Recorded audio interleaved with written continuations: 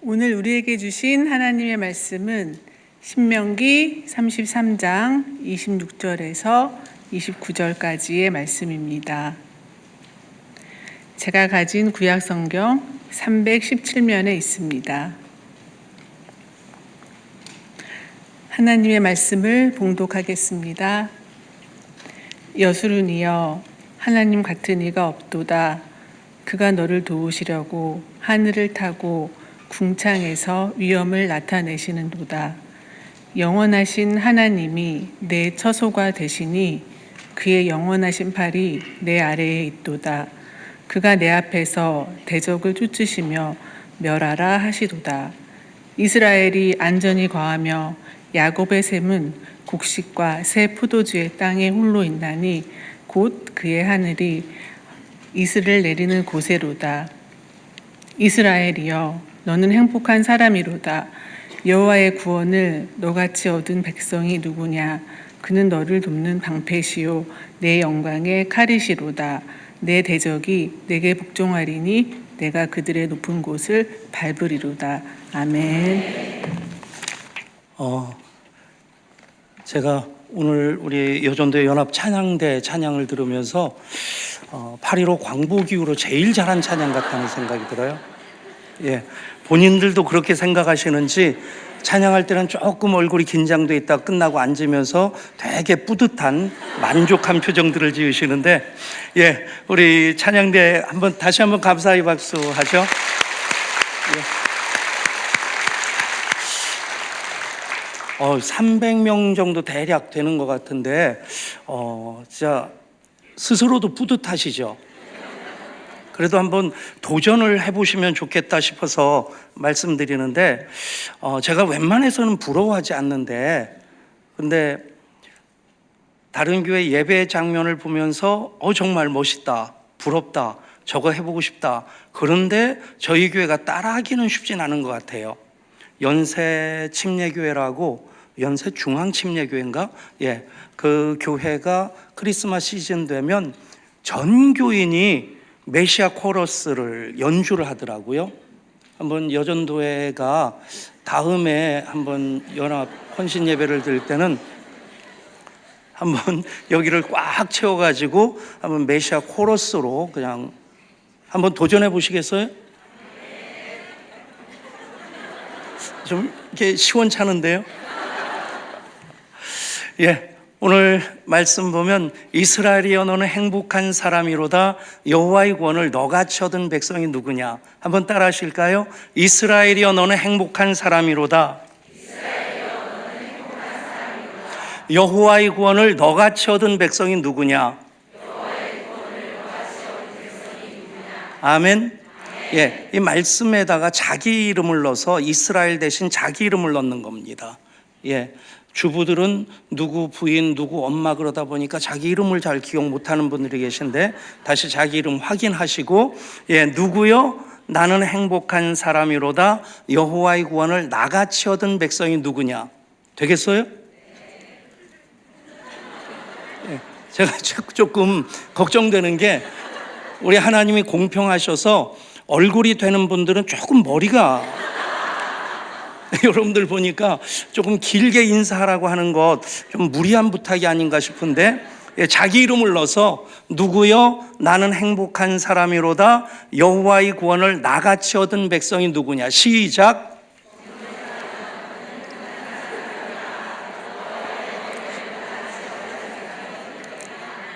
아멘.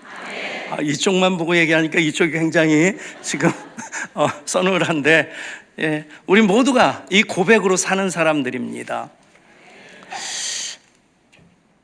제가 목회하면서 정말 가장 소중하게 깨달은 깨달음 중에 하나가, 우리를 향하신 하나님의 뜻이 무엇이냐?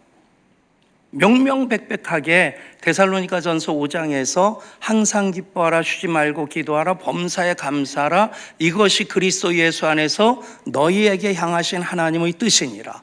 아멘. 저도 선교단체에서 그 DTS라고 하는 그 훈련을 받았었는데, 하나님 음성을 듣는 법에 대해서 이제 너무 좀 인위적으로 강조한다는 생각이 들었었어요. 근데 뭐 더 하나님과 친밀을 한 관계를 통해서 하나님 음성을 날마다 들을 수 있다면 좋죠. 그런데 이미 기록된 하나님 말씀을 통해서 우리들에게 하나님 음성을 주셨고, 또 선포되어지는 말씀을 통해서 주시고, 또 성령의 감동을 통해서도 하나님 말씀하십니다. 그런데 앞뒤 다 빼고 우리는 너무나도 명명백백하게 우리를 향하신 하나님 뜻을 알고 있는 겁니다. 그것이 무엇입니까? 항상 기뻐하고 쉬지 말고 기도하고 범사에 감사하는 겁니다. 이것이 그리스도 예수 안에서 너에게 향하신 하나님의 뜻이니라. 여러분, 항상 기뻐하고 쉬지 말고 기도하고 범사에 감사하라고 하시는 그 이유가 무엇일까요? 우리가 항상 기뻐하고 쉬지 않고 기도하고 범사에 감사해서 하나님께 뭐 이렇게 득될 거 있겠어요? 그렇지 않겠습니까? 여러분, 그렇게 항상 기뻐하고 쉬지 말고 기도하고 범사에 감사하는 그 삶을 살면 하나님 자녀로서 행복한 삶을 사는 겁니다. 오늘 헌신 예배를 드리는데 사실 헌신이란 말이 쉬운 말이 아니에요. 이스라엘 백성들이 광야에서 모세는 시내산으로 십계명을 받으러 올라가서 하나님으로부터 그 십계명을 받아 내려오는데, 그 사이에 인간들이 그 아래에서 한 일이 뭡니까? 그걸 또 아론이 시켰어요. 금송아지 만들어 가지고 그 금송아지를 향해 절하면서 이것이 너희들을 출애굽시킨 그 신이라고. 여러분, 얼마나 모세가 열받았는지 십계명을 집어던지고 그것으로 다 깨트려 가지고 돌가루를 갈아 마시게 하고, 그리고 레위 지파들을 불러서 양손에 칼을 쥐게 하고, 그리고 그 사이를 오고 가면서 가족과 형제들을 치게 했습니다. 3,000명이 죽었어요. 그리고 나서 나오는 말씀이 그날에 그들이 여호와께 헌신되었더라는 겁니다. 여러분, 이거 헌신 예배 쉽게 드리는 거 아닙니다. 이게 목숨 내놓고 드리는 거예요. 물론 그 외에도 헌신이라는 단어가 몇 번 더 나오는데, 그 외에는 즐겁게 헌신하였더라. 정말 하나님께서 그들을 살리시기 위해서 그 3,000명을 희생시키시는 헌신을 통해서 이스라엘 민족들을 살리십니다. 하나님 이스라엘 백성들을 향한 사랑을 보면 정말 끝도 없이 이유도 없이 사랑하시는 하나님의 사랑이시라는 것을 깨닫게 됩니다. 그대로 우리를 그렇게 사랑하셔요. 부모님이 자식들을 사랑할 때 뭐 이유도 없지 않습니까? 무조건입니다.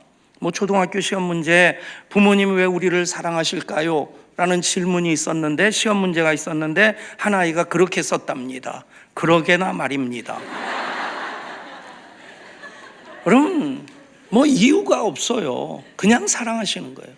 왜냐하면 내 유전자를 가지고 태어났고 내 몸 찢어지면서 그 고통을 겪으면서 이 아이가 태어났기 때문에 이 아이 사랑하는 데 있어서는 그 아이가 옆집 아이보다 똑똑하지 않아도 문제가 안 됩니다. 그것 때문에 속상하긴 하죠. 또 성질도 지혜비 닮아서 좀 안 좋아도 그것 때문에 속상할지라도 사랑하는 것은 포기할 수 없는 겁니다. 하나님 이스라엘 백성들을 향해서도 그렇고 우리를 향해서도 끝없는 사랑으로 사랑해 주십니다. 그렇기 때문에 하나님 모든 말씀을 통해서 우리들에게 순종하라 하시고 예배의 삶을 살아가게 하시는 것, 그리고 항상 기뻐하고 쉬지 말고 기도하고 범사에 감사하시는 것은 하나님의 자녀로 행복하라 하시는 것입니다. 아멘. 행복하면 즐겁게 헌신합니다. 목숨을 내놓고 헌신하는 것도 우리는 그것 때문에 불평하고 원망하는 것이 아니라 그것 때문에 오히려 더 감사하면서 하나님께 가까이 나갈 수 있게 될 겁니다. 행복이라는 말, 모두가 다 행복하기를 원합니다. 열심히 직장 생활하는 것도, 돈 벌고자 하는 것도, 또 우리가 신앙 생활하는 이유도 하나님 자녀로 행복하기 위해서입니다. 행복 지수라는 말이 그렇게 오래된 말은 아니더라고요. 2002년에 로스웰과 코언이라는 사람이 행복 지수라고 하는 것을 아예 이게 공식으로 만들어 놨어요. 그리고 나서 각 나라들을 행복 지수로 이렇게 조사하면서 그때 갑자기 뜬 나라가 있습니다. 부탄이라고 하는 우리나라 남한의 절반도 안 되는 히말라야 산맥에 있는 아주 작은 나라입니다. 그 행복 지수 가지고 유엔에 속한 나라들 그렇게 조사하기 이전에는 당연히 스칸디아 그 반도에 있는 노르웨이, 스웨덴, 핀란드 그쪽 나라들이 제일 행복한 나라일 것이다. 물론 그쪽이 2등, 3등 그렇게 하긴 합니다. 그런데 부탄이라는 듣도 보도 못한 것 같은 그런 나라가 행복 지수의 1위를 한 거예요. 굉장히 히말라야 산맥에 있는 나라 땅덩어리 잡고 척박하고 그리고 외부와의 모든 교류도 단절되어 있는 가난한 나라입니다. 지금도 우리나라 GNP의 13분의 1 정도밖에 안 되는 그런 아주 가난한 나라예요. 그리고 그 나라 재밌는 것이 왕 이름을 제가 써왔는데 되게 어려워요. 지금의 케사르 남기엘 왕축이라는 게 그 왕의 이름입니다. 이 왕이 선왕으로부터 왕위를 물려받으면서 정말 개혁적인 정치를 합니다. 입헌궁주제를 스스로 선택해서 이제 왕이 모든 가지고 있던 권한들을 넘겨주고 상징적으로 왕 위에 있으면서 또 하나 자기 재산들을 국민들에게 다 나눠줍니다. 토지들을 나눠줍니다. 그런 왕, 우리나라 대통령이 그런 대통령일 수 있도록 그래도 우리는 5년마다 바뀌니까 마음에 안 들어도 다음을 생각할 수도 있겠고, 어쨌든 왕으로서 그렇게 전폭적으로 왕권을 포기하고 그 왕은 백성들의 행복이 자신의 행복이라고 하는 그 통치 이념 가지고 그렇게 땅도 분배를 하고 또 백성들의 행복을 위해서 스스로 가지고 있던 절대 권력도 국회에 넘겨주고 상징적인 왕으로 백성들의 행복만을 위해서 자기는 통치하겠다. 그런데 놀라운 결과가 나타난 것이 2019년에 행복지수를 다시 조사를 했는데 1위였던 부탄이 95위로 떨어진 거예요. 이유는 여러 가지가 있더라고요. 그런데 분명히 객관적으로는 먹고 사는 데 있어서 더 윤택해졌고 또 소유도 더 많아졌고 정책적으로도 많은 배려들이 있어짐에도 불구하고 이제 그들의 눈이 떠진 거예요. 외국하고 교류가 되면서 귀로 듣는 것들이 많아진 겁니다. 그래서 1등에서 95등으로 떨어집니다. 여러분, 행복은 소유에 있지 않습니다. 어쩌면 이 얘기를 우리가 하면서 우리 자신을 먼저 돌아봐야 되지 않겠나. 우리나라 OECD 국가 중에서 행복지수가 거의 꼴레비에 속하죠. 여기 어른들 6.25를 겪으신 분들이라든가 전후 세대 같으면 우리나라 이 근현대사 그냥 하나님의 복이다. 처음부터 끝까지 하나님이 보호하사 우리나라 만세입니다. 아멘. 그런데 그 과정을 겪지 못한 젊은이들은 헬조선이란 말을 많이 하죠. 코로나가 가져다 준 긍정적인 영향 중에 하나는 헬조선이란 말이 좀 없어진 거, 그걸 좀 긍정적으로 봐야 될 것 같은데, 사실 하나님 보호하사 우리나라 만세, 식민 지배를 받던 나라, 더더군다나 남북 동족 상잔을 통해서 6.25 전쟁을 어떤 사회학자는 이런 표현을 썼습니다. 이제는 빌어먹을 쪽박도 깨어졌다. 세상에서 가장 가난한 나라였는데 완전히 수탈되어져서 피까지 다 빨린 상태로 간신히 해방은 됐는데 거기다가 이데올로기 싸움으로 6.25 전쟁을 겪으면서 빌어먹을 쪽박도 깨어졌다. 근데 정말 하나님 은혜가 없었다면 우리나라 여기까지 올 수 없었을 겁니다. 그런데 그 은혜에 대한 감사가 없어요. 그러니까 행복지수가 우리나라가 전 세계에서 2022년 작년에 59위입니다. 그래도 그 전년보다는 3단계 올라간 거라고 하더라고요. OECD 국가 중에서는 37개국에서 35위다. 여러분, 어쩌면 이 얘기가 우리 얘기가 아닌가 싶어요. 여러분, 예수 믿으면서 얼마나 감사하십니까? 얼마나 기뻐하십니까? 얼마나 행복하게 하나님과 동행하십니까? 부모로서 자녀들 공부 좀 더 잘하면 좋겠고 더 건강했으면 좋겠지만, 그런데 부모로서 가장 바라는 것은 그 부모의 사랑 먹고 자녀들이 행복하게 살기를 원하는 겁니다. 우리를 향하신 하나님 뜻도 마찬가지입니다. 오늘 말씀 보면 이스라엘이여 너는 행복한 사람이로다 여호와의 구원을 너같이 얻은 백성이 누구냐? 그 말씀을 하시기 전에 보면 여수run이여 하나님 같은 자가 없도다. 그가 너를 도우시려고 하늘을 타고 궁창에서 위엄을 나타내시도다. 영원하신 하나님이 내 처소가 되시니 그의 영원하신 팔이 내 아래에 있도다.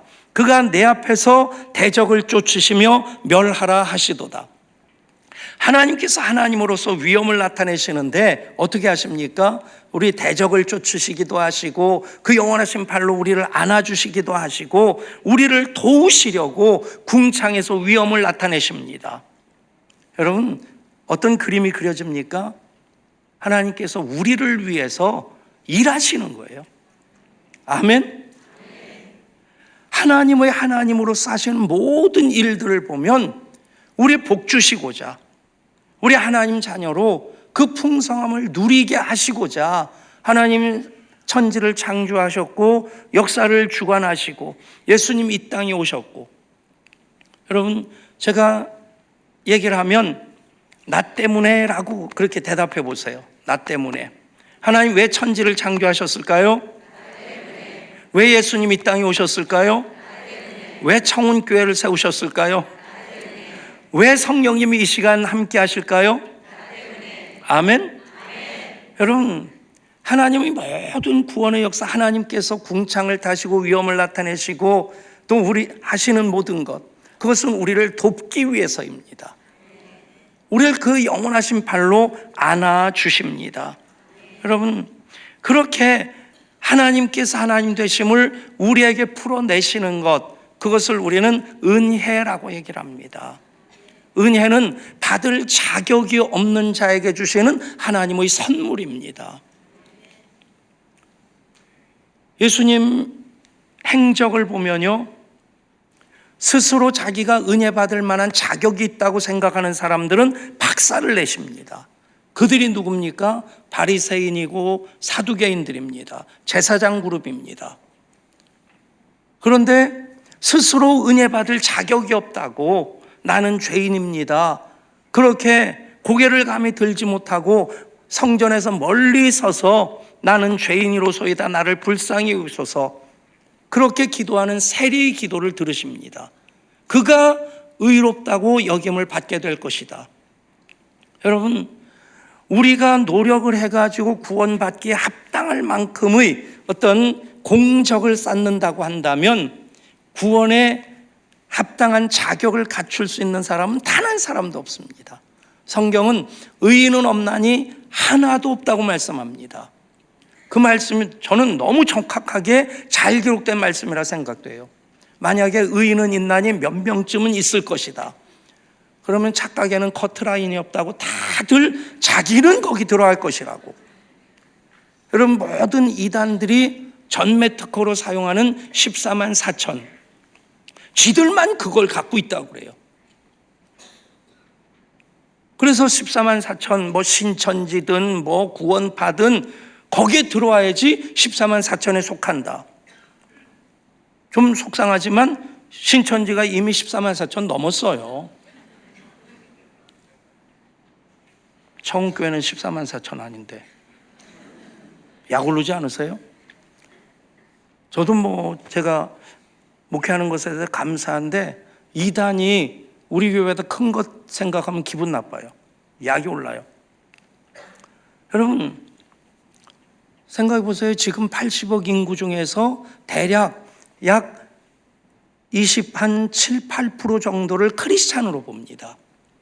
개신교, 개톨릭, 동방정교, 또 영국 성공회 해가지고 전체적으로 보면 거의 30% 가깝다고 보는데 거기 뭐 날라리들도 참 많이 있죠.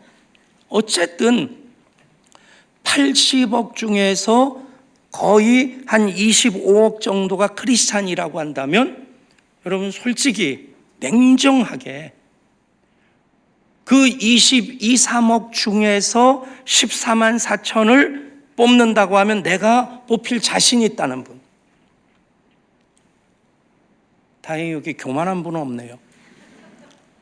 여러분 현재만으로도 그렇거니와 구약시대로부터 신약까지 교회사 시대까지 쭉 오면서 14만 4천 명만이 구원받을 수 있다고 한다면 구원의 가능성은 제로입니다. 그 얘기는 하늘의 구원받은 자 12, 성경에서 12은 공동체의 숫자입니다. 왜 12이 공동체의 숫자냐? 하늘의 숫자가 3인데 성부, 성자, 성령, 땅의 숫자가 3입니다. 사방이 동서남북해서 그것을 곱한 게 12입니다. 그래서 구약에서도 12이라는 공동체 숫자를 인위적으로 유지를 합니다. 아시는 대로 요셉의 아들 므낫세와 에브라임으로 지파가 둘로 나뉘어지잖아요. 그러면 13지파가 돼야 되는데 레위 지파를 성전의 일로 빼고 12지파라고 하는 12이라는 숫자를 고집합니다. 그리고 가룟 유다가 목매어 죽은 다음에 사도의 후보가 두 사람이었어요. 요셉하고 마띠아였어요. 둘 다 세우면 될 텐데 제비 뽑아서 한 사람만 세워서 12이라는 숫자만을 유지합니다. 그게 공동체의 상징적인 의미를 가지고 있습니다. 그래서 하늘의 12 그러면 이미 구원받은 이들을 다 포함하는 겁니다. 땅의 12 그러면 우리 모두가 다 포함된 거예요. 그래서 12 곱하기 12 144에 000 해서 이 천천히요 만만이라고 하는 것은 무한대를 뜻합니다. 여러분 우리 모두는 이미 14만 4천에 속한 사람들입니다. 아멘? 그렇다고 해서 내가 그 누구보다도 성경을 많이 읽었고 기도를 열심히 했고 전도를 많이 해서 그 자격 조건을 충족시켰다? 어느 누구도 하나님의 의를 충족시킬 사람 없습니다. 하나님의 거룩의 수준을 능가할 사람이 없습니다. 그런데도 하나님 우리를 자녀 삼아 주셨습니다. 예수님 그 십자가로 무한 대속의 역사를 이루어 놓으셨기 때문에 누구든지 주의 이름 부르는 자는 구원을 받게 하셨습니다. 아멘. 하나님께서 우리 구원하시기 위해서 지불하신 대가가 얼마나 큽니까? 천지를 창조하실 때는 말씀으로 창조하셨어요. 그런데 주님의 몸인 교회는 주님께서 마지막 남을 물과 피를 다 쏟으신 다음에 비로소 그 교회가 탄생되어지고 하나님의 구원이 완성되어집니다. 이런 대가를 지불하시고 우리들을 자녀 삼으셨는데 하나님 우리들에게 심부름 시키시려고 또 뭐 하나님 돈이 아쉬운 분이시겠어요? 랍비들이 모여서 어떻게 11조를 해야 되느냐 그런 의논을 했답니다. 근데 한 친구는 한 1m 앞에다가 원을 한 30cm 정도 그려놓고 거기다가 자기 가진 것을 던져서 그 안에 들어가는 것은 하나님의 것, 밖에 떨어지는 것은 내 것. 그러면서 던진다는 거예요. 잘 던지려고 애쓸 것 같지 않죠? 또 한 친구는 또 뒤에다 선을 거가지고 뒤쪽으로 던져서 선을 넘어가는 거는 하나님 거, 안 넘어가는 거는 내 거. 세게 던질 것 같지 않아요? 그러니까 세 번째 랍비가 화를 버럭 내면서 어디 하나님 거 내 것이 있냐? 모든 게 하나님 거지. 그러니까 두 랍비가 기가 팍 죽어가지고 그럼 자네는 어떻게 하는데? 나는 내가 가진 모든 것을 하나님께 다 드린다네. 어떻게 드리는데? 하나님 계신 하늘을 향해 하나님 받으세요 하고 던져서 하나님 받으시는 건 하나님 거, 하나님 안 받으시고 떨어뜨려 주시는 건 다 내 거. 여러분, 말장난입니다. 시간도 물질도 생명도 건강도 다 하나님 주셨기 때문에 우리는 그 소유권이 하나님께 있음을 인정하면서 예배하는 것이고 그것을 인정함으로 드리는 것이 11조입니다. 내가 주인이 아니라는 고백입니다. 여러분, 하나님이 아쉬운 게 없으신 분이세요. 하나님의 바람은 자녀된 우리들이 하나님으로 인해서 행복하기를 바라시는 겁니다. 그래서 항상 기뻐하고 쉬지 말고 기도하고 범사에 감사하라 말씀하십니다. 이스라엘이여 너는 행복한 사람이로다. 여호와의 구원을 너같이 얻은 백성이 누구냐. 그렇게 우리를 하나님 자녀로 구원해 주시고 하나님께서 우리를 위해서 일하시는 겁니다. 영원하신 팔로 안아주시고 대적을 멸해 주시고 그리고 궁창에서 위험을 나타내시고 하나님이 친히 우리 처소가 되어 주십니다. 여러분, 하나님으로 행복의 이유를 삼으실 수 있기를 원합니다. 하나님으로 행복하기 원하는 이들, 그 베풀어 주신 은혜에 대해서 감사하면 감사할수록 우리는 하나님으로 인해서 더 많이 행복할 수 있습니다. 여러분, 은혜라고 하는 것, 제가 따져보니까 32년, 33년 전에 청운교회 부목사로 있었어요. 조금 전에 김덕화 장로님 그때 안수 집사님이셨는데 이기선 장로님 청년이었고 같이 놀던 사이입니다. 그래서 우리끼리 잠깐 인사하면서 우리 약속을 지키자. 옛날에 우리 옛날 얘기 하지 말자. 피차 망가질 수 있다. 그런데 은혜를 생각하면 제가 떠오르는 하나의 장면이 있는데 제가 여기 부목사로 있을 때 그 큰아들이 지금 39살인데 청운 유치원 다녔어요. 그 아이가 감기 걸려가지고 열이 막 나서 저쪽 지금 그 르네상스 호텔인가요? 라마다 르네상스? 그쪽 길인 것 같아요. 거기 이제 병원 교회 봉고차 뒷자리에 아이 태우고 가서 병원 가서 이제 처방 받고 그리고는 거기 내려오는데 조금 이제 경사진 길이잖아요. 내려오는데 사거리에 신호가 막 바뀌는 거예요. 그 브레이크를 밟으면 세울 수 있을 텐데 그러면 감기 치료 받으러 갔던 아이 봉고차 뒤에서 굴러가지고 어디 부러지겠더라고요. 그래서 그냥 이 노란색에서 빨간색으로 바뀌는데 그냥 지나갔어요. 그랬더니 그 바로 골목길에서 까만 라이방 쓴 경찰 아저씨가 딱 세우더라고요. 그 경례를 딱 붙이면서 선생님 탱크처럼 모시네요 그래요. 뭐 걸렸죠 뭐. 어떡하겠어요. 그래도 한번 사정을 해봐야 되겠다 해서 아이가 이렇게 아파서 병원 데려갔다가 지금 내려오는데 급브레이크를 밟았다면 아이가 이제 굴릴 것 같아서 그래서 어쩔 수 없이 지나갔노라고. 그러니까 그 경찰관이 이러고 보더니 선생님 오늘 딱지 뗐다고 생각하시고 그 돈으로 아이 장난감 사주세요 그러면서 보내주셔요. 대한민국 짜작짝짝짝. 예. 근데 성경적으로 보면 이건 자비입니다. 긍휼입니다. 죄를 졌고 딱지를 떼야 되는데 용서를 받은 거예요. 은혜는 뭐냐면 그때 그 경찰관이 지갑을 딱 꺼내가지고 아드님 보니까 똑똑하게 생겼는데 이 돈 가지고 아이 책이라도 사주세요. 그게 은혜입니다. 그 일은 제가 그냥 붙인 얘기예요. 여러분, 하나님께서 우리들에게 은혜를 주신다는 것은 싸구려가 아닙니다. 값을 측량할 수 없는, 그래서 은혜의 특징 중에 하나, 값이 없다는 거예요. 사실 모나리자, 레오나르도 다빈치의 모나리자가 그렇게 유명한 그림이 아니었다고 하더라고요. 그런데 다빈치가 이탈리아 사람이고 이탈리아 사람이 그것을 훔쳐가지고 토끼는 바람에 그 도난 사건으로 인해서 이 모나리자가 굉장히 유명세를 타게 됐고, 저도 딱 한 번 루브르 박물관 갔었는데 그 가이드가 그러더라고요. 모나리자라는 그림이 작아서 놀랄 것이고 사람이 엄청 많아서 놀랄 것이고, 근데 진짜 그 큰 홀에 사람이 꽉 찬데 저 뒤에 모나리자 하나가 요따만한 게 걸려 있어요. 그래도 참 전후의 시체를 넘어서 사진 한 장 찍고 나왔습니다. 근데 다른 그림들은 이게 얼마짜리다, 몇십억 불이다 하는 값어치가 나름대로 매겨졌다고 그래요.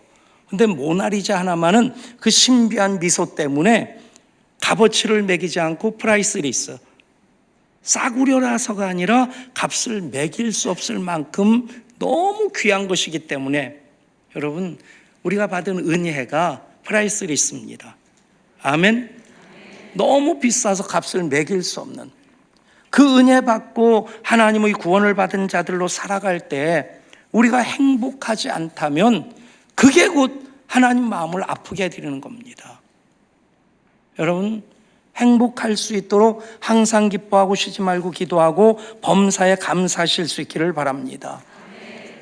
사람들은 네잎클로바를 많이 찾으려고 합니다.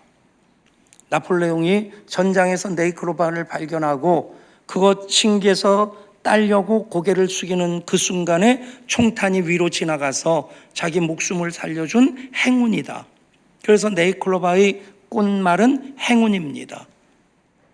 다 아시겠지만 세잎클로바의 꽃말은 행복이에요. 여러분, 하나님께서 이미 행복의 조건들로 세잎클로바가 지천에 깔려 있는 것처럼 우리들에게 허락하신 겁니다.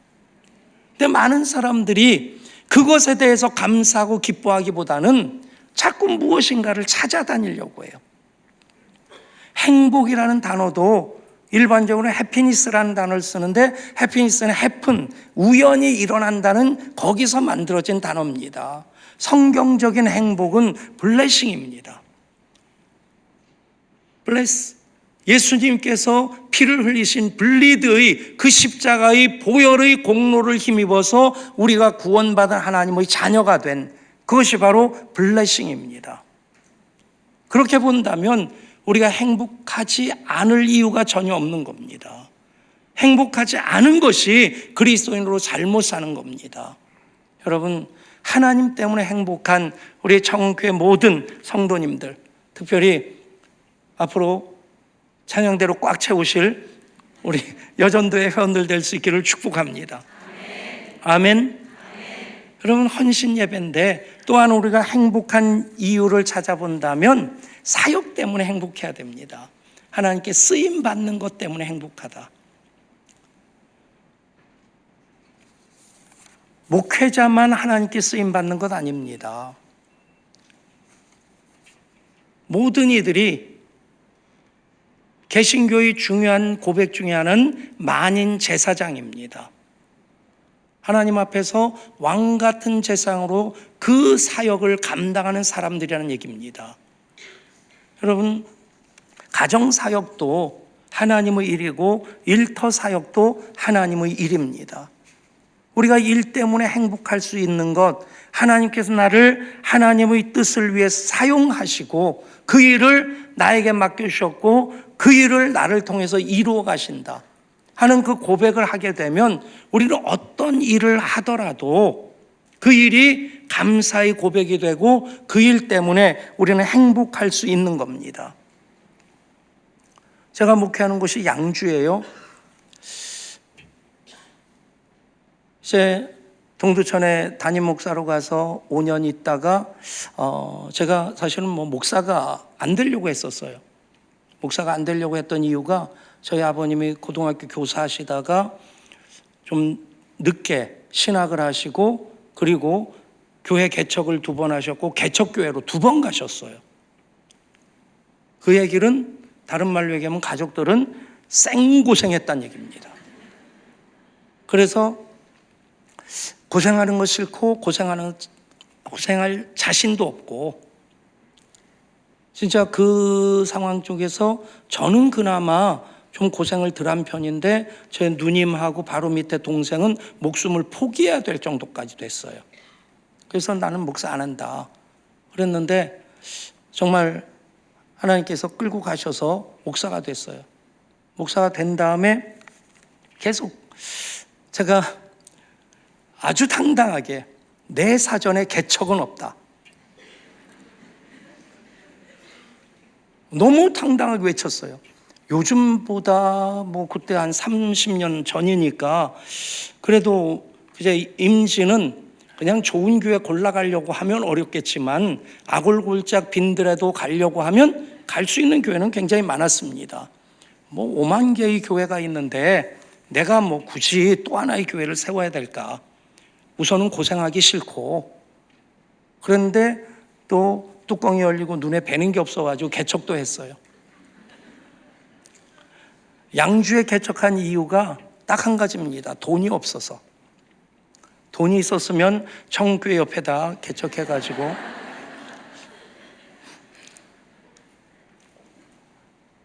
양주가 버들양자에 고을주자예요.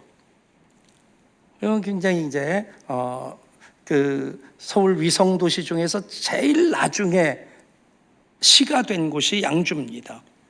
아시는 분들은 아시겠지만 양주 그러면 청량리까지가 양주였고 은평구 일부하고 고양시 일부 그리고 남양주 전체 의정부 동두천까지가 양주였어요. 여러분 이 얘기를 잘 드셔야 돼요. 제가 양주에서 목회하는 목사라서 그래요. 근데 서울로 편입되고 남양주는 100만 가까이 되는데 지금 양주는 22만 뭐 그렇습니다. 그러다 보니까 어디서 목회하느냐 그러면 제가 양주라고 그러면 남양주요라고 되묻는 사람들이 있어요. 저는 그런 분들을 향해서 근본도 모르는 사람들이라고. 근데 조선시대 때 한성 판유는 정이품입니다. 장관급이란 얘기예요. 양주 목사는 종3품입니다. 군수급이에요. 그런데 그 당시에 누가 더 실권이 있었냐? 양주 목사였어요. 왜냐하면 한성 판유는 조선 500년 역사에서 서울시장이 1000명 이상 바뀌었어요. 여러분들 잘 모르시죠? 지금 오세훈 시장이 1100 몇 될 겁니다. 그러니까 뭐 하루 만에 바뀐 경우도 있고 1년에 몇 번 바뀌기도 하고. 근데 양주 목사는 양주의 장흥에 임금의 사냥터가 있고 왕릉들이 서운흥, 서삼릉, 동군흥 다 이게 양주에 있다 보니까 왕의 그 목숨을 이렇게 맡길 수 있는 가장 신이 많은 신하를 양주 목사로 세운 거예요. 그래서 제가 양주 목사라는 얘기를 하는 겁니다. 근데 이렇게 얘기하는 저는 참 서글픕니다. 양주가 별게 없어요. 그래서 양주가 한번 자랑한다고 하는 게 누구냐면 이 방랑시인 김삿갓. 그래가지고 제가 개척하고 융보 아파트라고 하는 그 아파트에 살았는데 하루는 그 벽에다가 김삿갓 벽화를 그려놓은 거예요. 그림도 잘 그리질 못했어요. 되게 촌스럽게 그려놨어요. 그래서 그리려면 좀 잘 그리든가. 뭐 자랑거리가 김삿갓밖에 없나.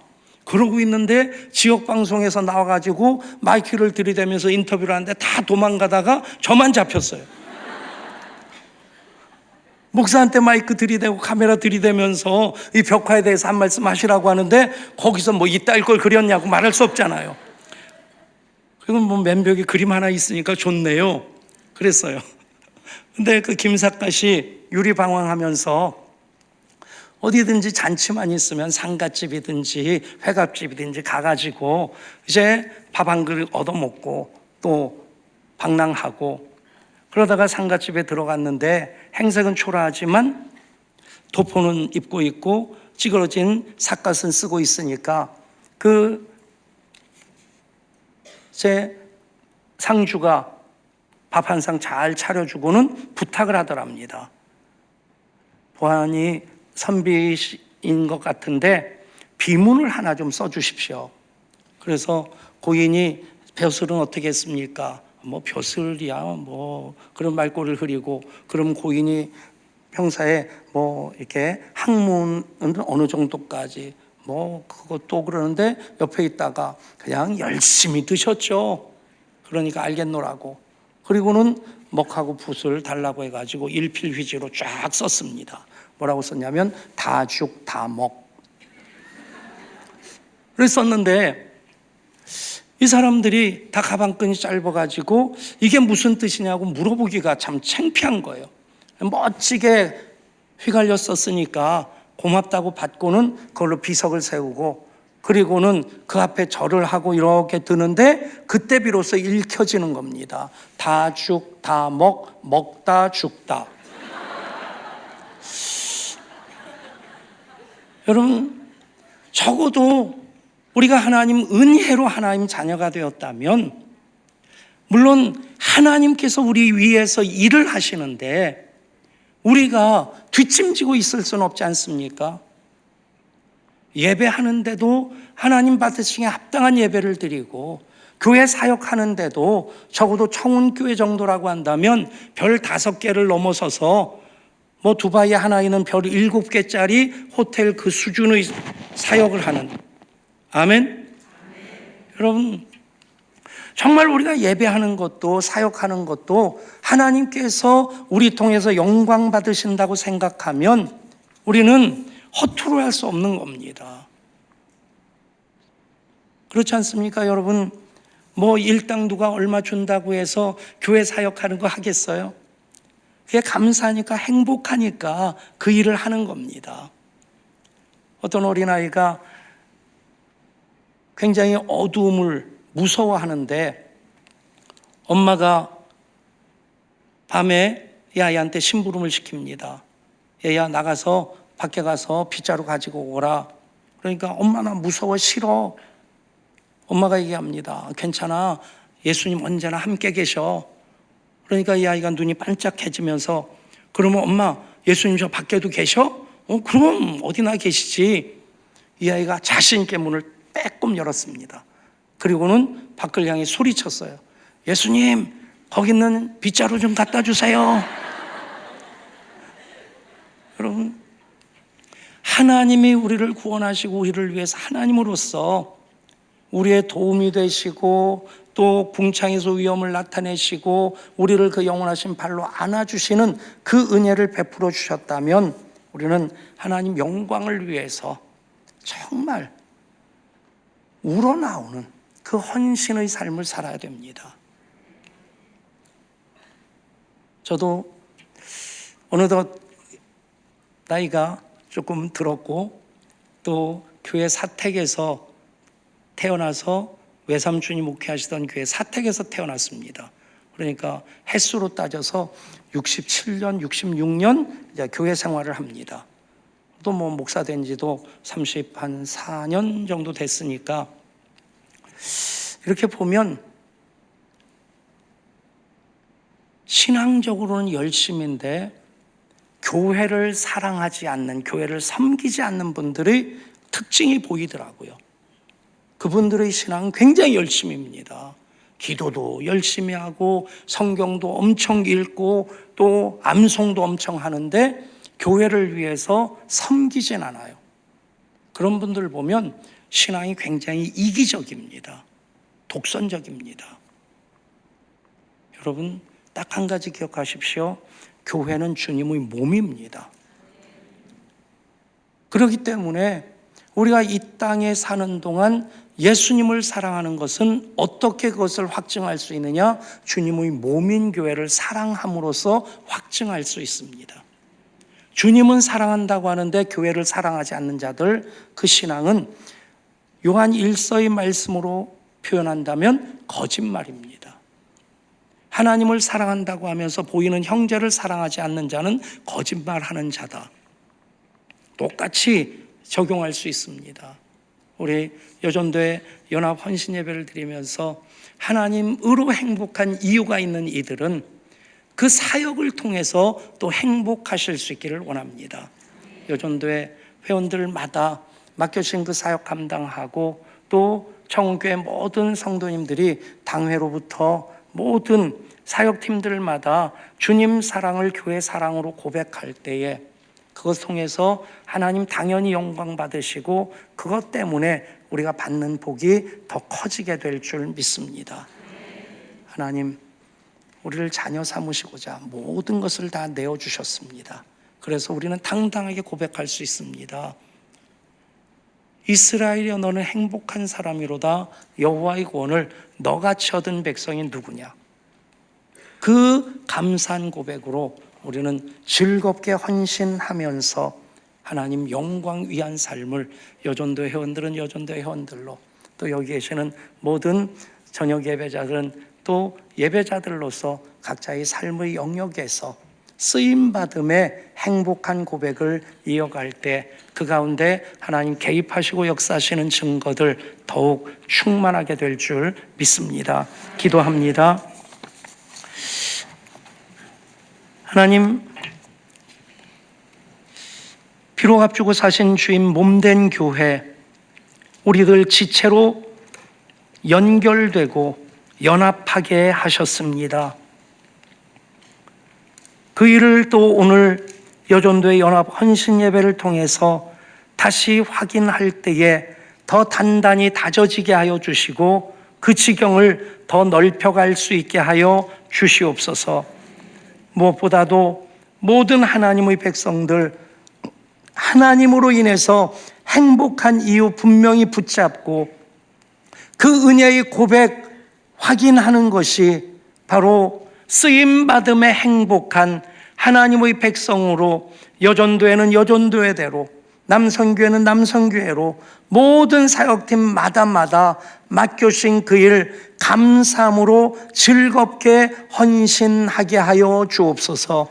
그 가운데 하나님 임재하시고 주의 영광으로 가득 채워주시고 그것이 오롯이 헌신하는 이들, 쓰임받는 것으로 기뻐하는 이들의 복이 되어서 하나님 은혜 위에 은혜를 더하시고 복 위에 복을 더하시는 놀라운 역사 이루어 주시옵소서.